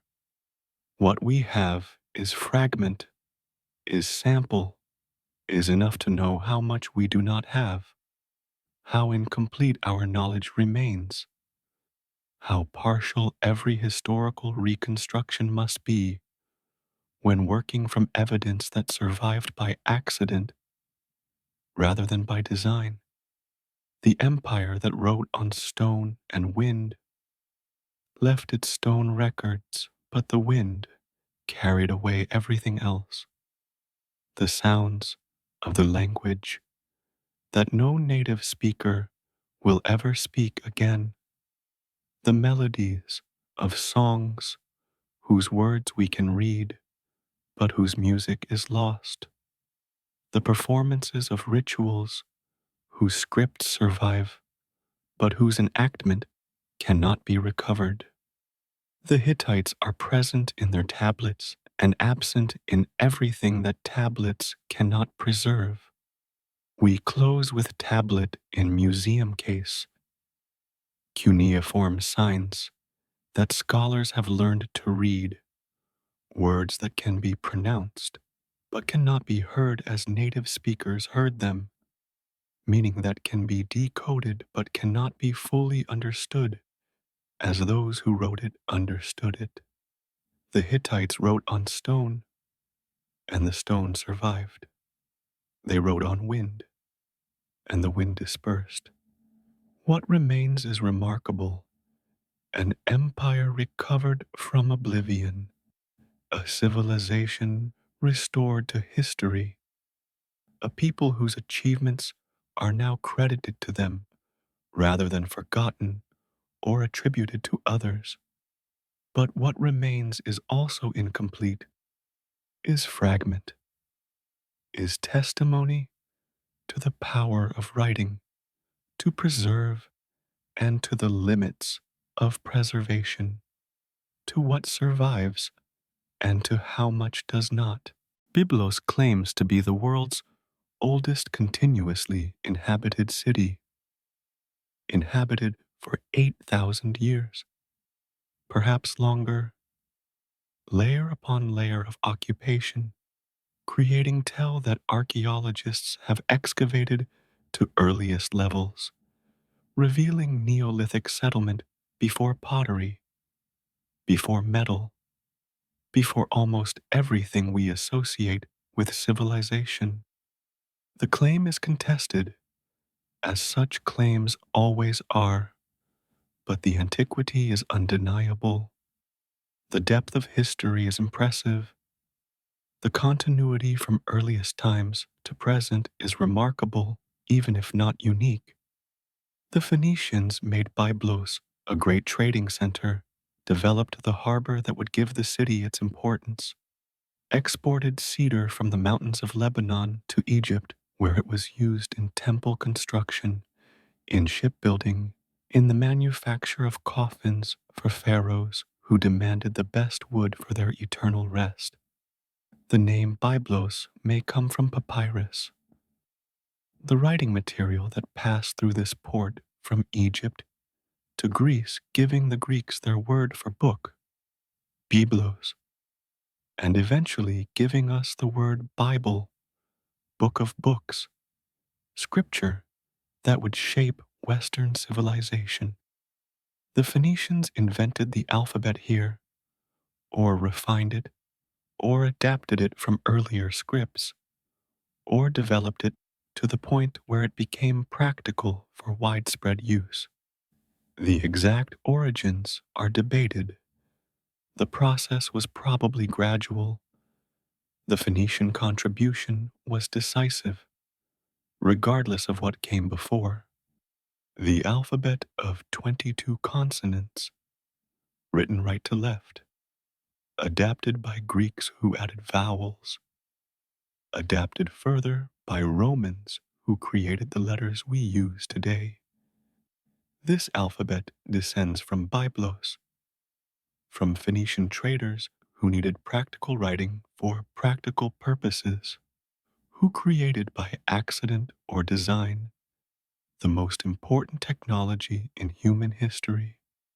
The Phoenicians were seafarers, navigators, traders who sailed everywhere the Mediterranean touched, who founded colonies from Carthage to Spain, who reached Atlantic waters and possibly circumnavigated Africa. They were not empire builders in the territorial sense. Their city-states remained independent, often competitive, never unified. But their commercial empire spanned the ancient world. Their ships carried goods that connected distant peoples. Their merchants grew wealthy on trade that others depended on but could not conduct themselves. But the Phoenicians left few writings of their own.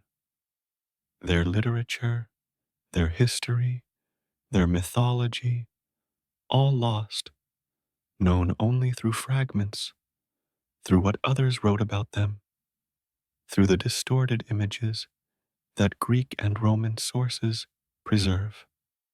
Sanchuniathon supposedly wrote Phoenician history, but his work survives only in fragments quoted by later authors, paraphrased, interpreted, transformed in ways that may have changed meaning beyond recognition. We know the Phoenicians were skilled writers. They invented the alphabet after all. But what they wrote on perishable materials has perished, leaving us to reconstruct their culture from archaeology and from the writings of others who had their own biases, their own reasons for depicting Phoenicians in particular ways. The harbor at Byblos is small now, reduced from ancient glory to modern fishing port. The boats that shelter here are not the cedar wood ships that once crossed the Mediterranean, but fiberglass vessels with outboard motors. The scale diminished, the purpose changed, the connection to ancient maritime tradition maintained in form, if not in substance. The excavations reveal layers: Neolithic, Bronze Age, Iron Age, Persian, Hellenistic, Roman, Byzantine, Crusader, Islamic, modern, each building on what came before, each leaving traces that archaeologists can identify and date and interpret. Walking through Byblos is walking through time, crossing millennia with each block traveled, standing where pharaonic envoys stood, where Phoenician merchants bargained, where crusaders fortified, where centuries accumulated like sediment, layer upon layer, until the present rests on foundations that descend to the beginning of human settlement. The alphabet that Byblos gave the world has spread to encompass it. Almost all modern writing systems descend from the Phoenician alphabet, either directly through Greek and Roman scripts or indirectly through Aramaic scripts that evolved into Arabic and Hebrew. When you read these words, you participate in Byblos's legacy. Use the invention that Phoenician traders created for prosic purposes. Benefit from the practicality that made literacy possible for masses rather than just scribes. We close watching sunset over the harbor, boats resting on water that Phoenician vessels once crossed, carrying cedars and papyrus and purple dye and all the goods that ancient world desired. The ships no longer come, not the merchant ships that made Byblos wealthy, not the fleets that projected Phoenician commercial power across the ancient world. The harbor that was center is now periphery. The city that was crucial is now provincial. The legacy that was concrete has become abstract, invisible, encoded in the letters that everyone uses and no one thinks about. The harbor, where ships no longer come, remembers when ships came from everywhere, when Byblos was nexus of ancient commerce, when the alphabet was new and spread from here to there, and eventually everywhere. The memories in the ruins, in the excavations, in the letters themselves that we use without knowing their origin, without thanking the Phoenicians who invented them, without visiting the harbor where they were first written and from which they sailed to conquer the world more thoroughly than any army ever did. We end where all journeys end, not at destination, but at threshold, not at answers, but at questions, not at resolution, but at the silence that follows when the last word has been spoken and the echoes fade. The gates of the empires we have visited stand open now, open to wind and weather, open to tourists and archaeologists, open to anyone who wishes to pass through. But the gates no longer lead anywhere, no longer separate inside from outside, no longer mark boundaries between empire and wilderness, between the known and the unknown, between what was ours and what was theirs. The gates of Hattusa still bear their guardian lions, stone sentinels watching over emptiness where crowds once passed. The gates of Persepolis still show tribute bearers in eternal procession, walking toward a king who will never receive them. The gates of Petra still emerge from the sixth shadow, astonishing visitors who round the last bend and see the treasury's facade. But the gates are doorways to darkness, lead only into carved out chambers that serve no purpose now. The gates of Palmyra, many destroyed by modern violence, remind us that even gates can be destroyed, that thresholds can be obliterated, that nothing stone is safe from human determination to destroy. These empires that waited beneath the sand have emerged now, have been excavated and studied and interpreted and argued about. They are no longer hidden, or not entirely hidden, for excavation is never complete, for every site contains more than has been uncovered, for the sand always holds more than archaeologists have retrieved. But they are visible now, present in consciousness in ways they were not before, credited with achievements that history had forgotten, restored to something like their proper place in the human story. And yet, they remain mysterious. The scripts we cannot read, Indus, Meroitic, keep their secrets despite our best efforts. The religions we cannot practice remain opaque, their rituals describable but not experienceable, their gods nameable but not knowable in the way believers once knew them.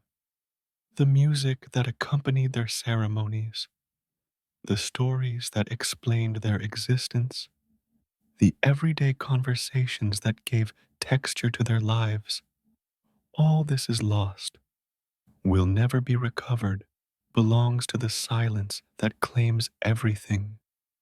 Eventually, that is claiming our own civilization even as we speak, even as we record, even as we build archives that future generations may or may not be able to access. What waits beneath our footsteps?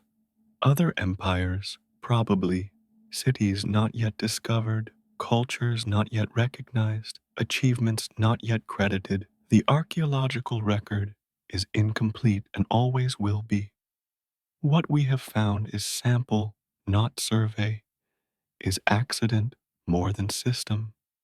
Göbekli Tepe was unknown until 1994, rewrote understanding of human prehistory, suggests that more such discoveries await wherever we have not yet looked or not yet understood what we were seeing.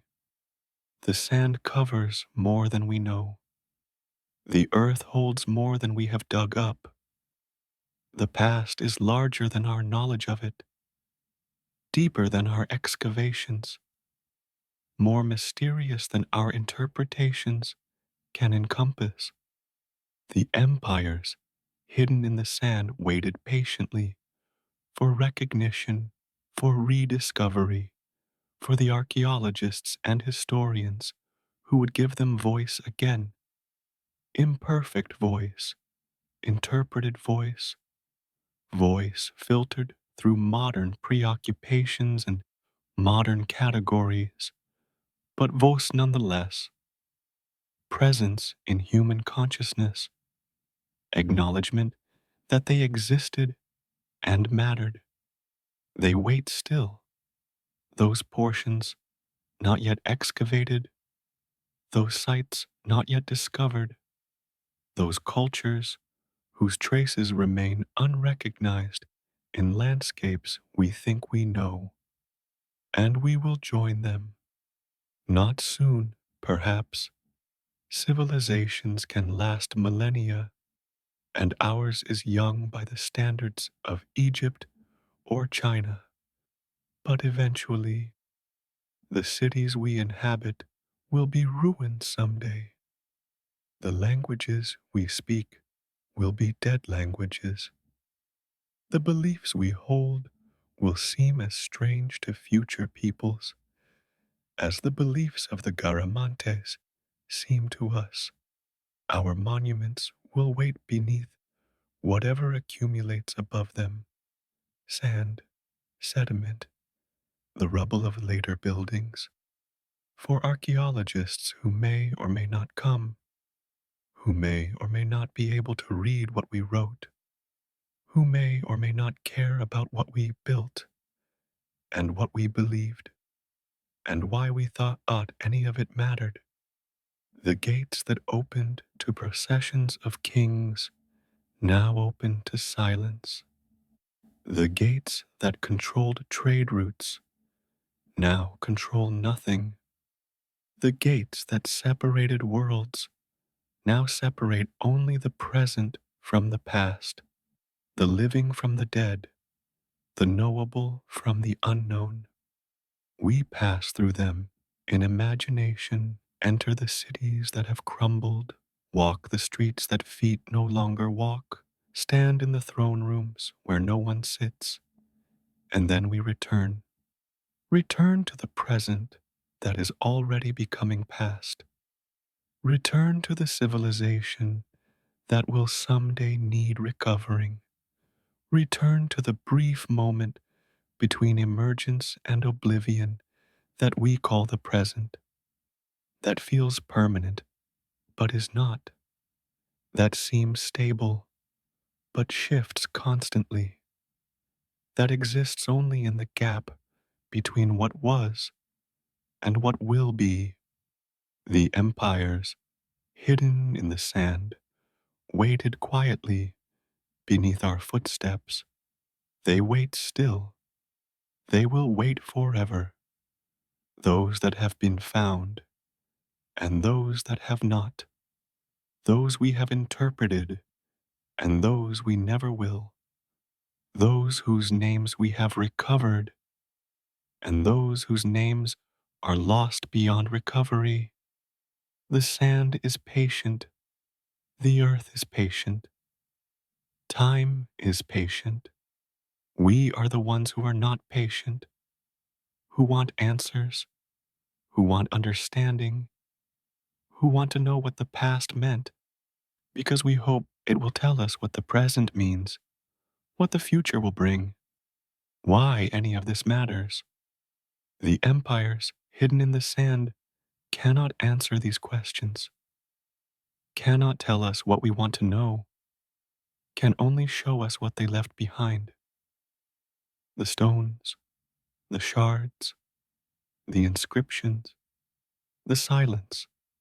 The gates stand open, the empires wait, the night deepens, and somewhere beneath the sand, patient as stone, ancient as starlight, hidden as memory itself, the past waits for us to join it, as we all will someday, as everything will someday, as even the mountains will someday, waiting in the silence that is both ending and beginning, both death and preservation, both loss and the strange persistence that loss makes possible.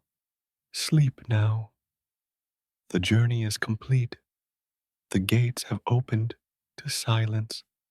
And in that silence, if you listen carefully, you can almost hear the voices of those who passed through before us, who built what we have seen, who believed what we cannot fully understand, who lived as fully as we live, and are gone as we will be gone. The gates, the silence, the waiting, forever. Closing meditation. The night has carried us far, through deserts and ruins, through forgotten kingdoms and silenced scripts, through gates that once marked boundaries and now mark only memory. We have walked where merchants walked, where priests prayed, where kings commanded and slaves labored, where civilizations rose and fell and left only stones to tell their stories. What have we learned? Perhaps only this, that the present is always becoming past, that what seems permanent is temporary, that the sand covers everything eventually, that empires hidden beneath our footsteps were once as vivid and immediate as our own world seems to us. The Nabateans did not know they would be forgotten. The Garamantes did not know their water would run out. The Hittites did not know their name would be lost for 3,000 years. We do not know what we do not know. We do not know what will be forgotten about us, what will be preserved, what future peoples will find when they excavate our cities, what they will understand, and what they will misinterpret. We are the empires waiting to be hidden. We are the gates that will open to silence. We are the voices that will someday speak only through stones and fragments and the patient attention of those who come after. But tonight, we are here. Tonight, we are present. Tonight, we can listen to the silence of the past and honor those who filled it with their lives, their hopes, their achievements, their failures. They were human as we are human. They mattered as we matter. They are gone as we will be gone.